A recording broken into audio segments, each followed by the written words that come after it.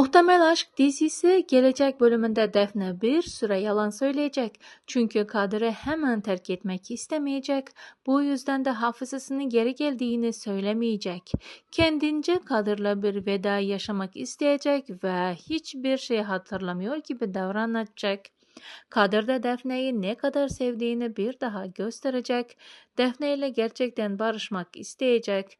Defne ise bir süre sonra her şeyi hatırladığını söyleyip Kadir'den tamamen uzaklaşacak.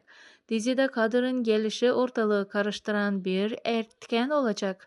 Kadir, arkadaşı Leyla tarafında olacak. Defne ve Kadir beraberliğini de istemeyecek. Muhtemel Aşk reytinglerde düşüşe geçti. Dizinin kış sezonunda devam etmesi için reytinglerin daha yüksek olması gerekiyordu. Bu yüzden de maalesef dizimizin ömrü uzun olmayacak gibi gözüküyor. Peki arkadaşlar, sizler dizimizin final olmasını istiyor musunuz yoksa devam? Fikirlerinizi yorumlar kısmında bizlerle paylaşmayı, Muhtemel Aşk dizisi ekibini desteklemeyi unutmayın. Yeni analizler en kısa sürede sizlere gelmeye devam edecek. Şimdilik hoşça kalın.